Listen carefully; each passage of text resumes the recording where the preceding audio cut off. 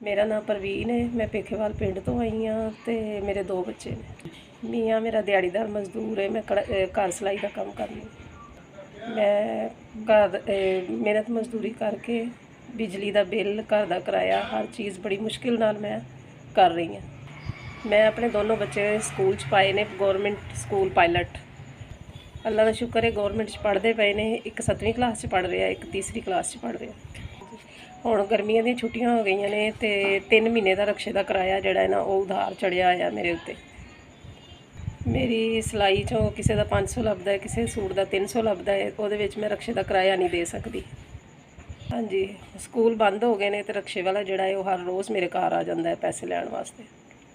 3000 एक महीने का है देना ते वो मेरी जान नहीं छुटदी पई। 3 महीनों का मेरे ते इकट्ठा हो गया।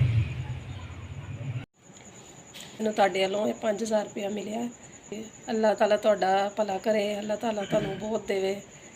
जिन्ना तुसीं संभाल ना सको, अल्लाह ताला तुहानूं इन्ना देवे। इन्ने देर तो 3000 रुपये पिछे बड़ी परेशान सी, मैनूं 5000 मिल गया। बहुत मेहरबानी, बहुत शुक्रिया। इस तो भी ज़्यादा रिज़क देवे।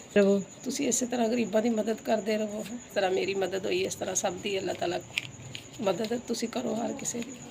मैनूं 3000 की लोड़ सी, तुसें 5 दे दिता। अल्लाह 1-1 रुपया तुहाडा कबूल करे। और भेजिया है 5000 रुपया मैनूं मिल गया। एस VS का बहुत शुक्रिया जिन्होंने मदद मेरे तक पहुँचाई।